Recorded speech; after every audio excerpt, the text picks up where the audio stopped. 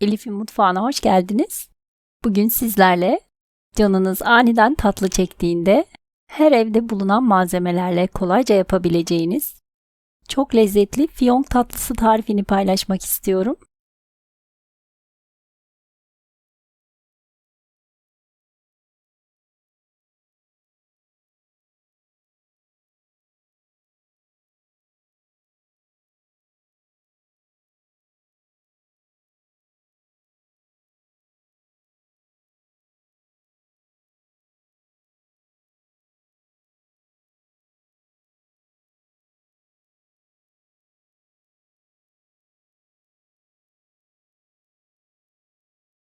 Öncelikle şerbetimizi hazırlayalım. Tencereye 2 su bardağı şeker, 2 su bardağı su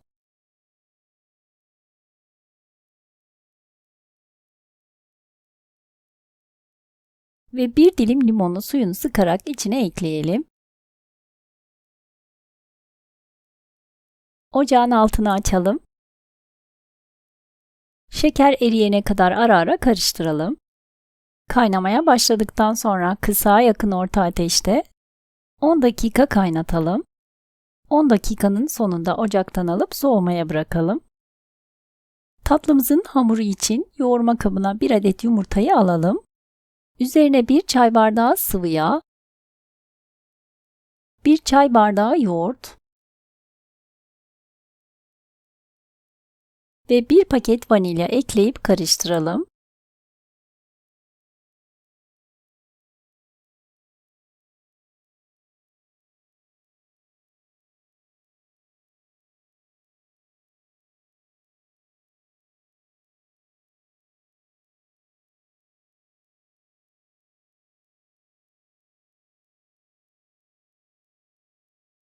Ununu gerektikçe azar azar ilave edelim. İlk etapta 2 su bardağı un ekledim. Üzerine 1 paket kabartma tozu ekleyip karıştıralım.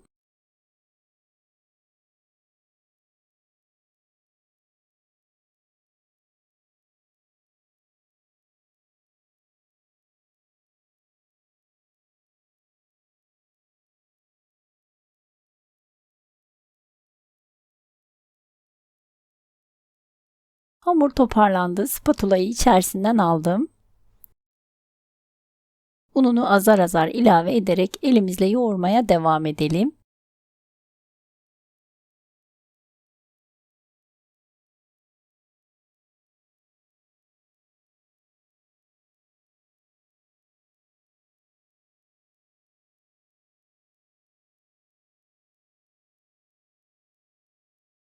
Videoda gördüğünüz gibi yumuşak kıvamlı, ele yapışmayan bir hamur oldu. Toplamda 2,5 su bardağı un ekledim. Tezgahın üzerine hafifçe un serpelim ve hamuru üzerine alalım.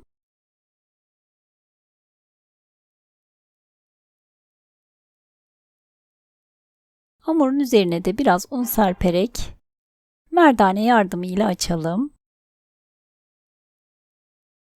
Çok fazla kalın veya çok fazla ince olmayacak şekilde açalım.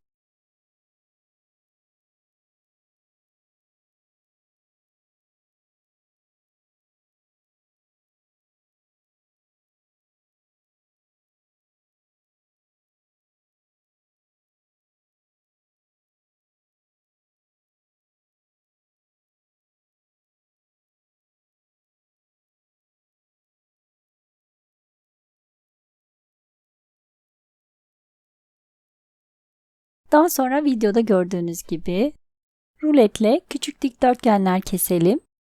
Ben ruletle kestim. Sizler isterseniz bıçakla da kesebilirsiniz.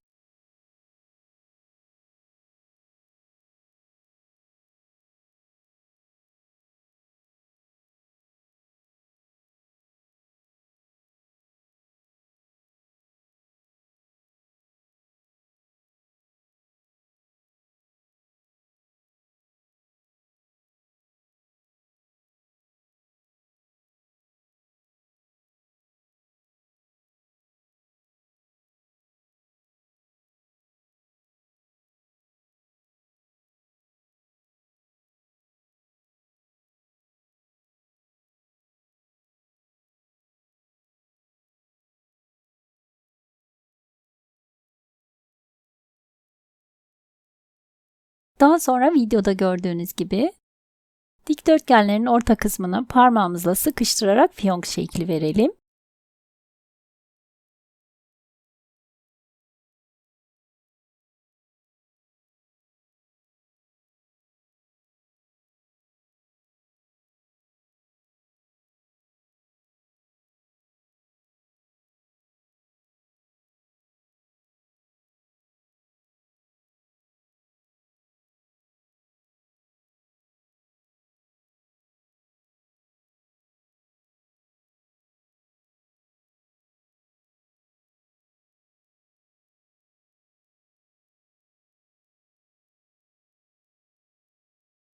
Genişçe bir tavaya bol miktarda sıvı yağ alalım ve kızdıralım. Üzerine tatlılarımızı atalım. Ara ara karıştırarak her iki tarafı da altın sarısı rengini alana kadar kızartalım. Kızarma aşamasında yağımızda köpüklenmeler oluyor. Bu aşamada fazla köpürürse ocağın altını biraz kısabilirsiniz.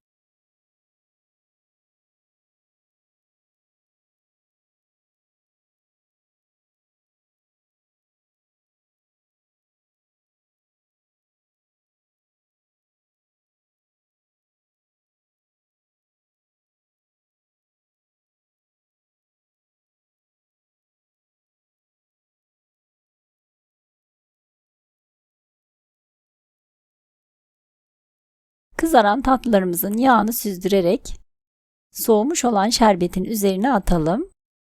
Şerbetini çekmesi için 1-2 dakika kadar şerbetin içinde karıştıralım.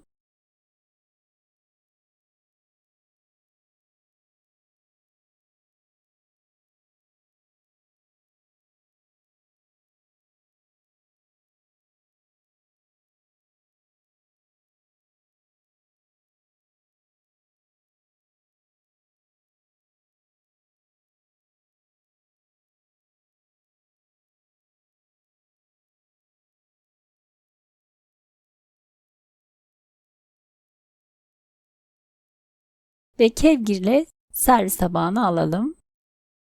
Muhteşem görüntüsü ve nefis lezzetiyle tatlımız servis için hazır. Videoda da gördüğünüz gibi yapımı çok kolay ve çok lezzetli bir tatlı oldu. Ben üzerine biraz çekilmiş Antep fıstığı serpiştirdim. Eminim ki sizler de denediğinizde çok beğeneceksiniz. Deneyecek olanlara şimdiden afiyet olsun. Videolarımı beğeniyorsanız beğeni ve yorumlarınızla ve videolarımı paylaşarak bana destek olabilirsiniz. İzlediğiniz için teşekkürler.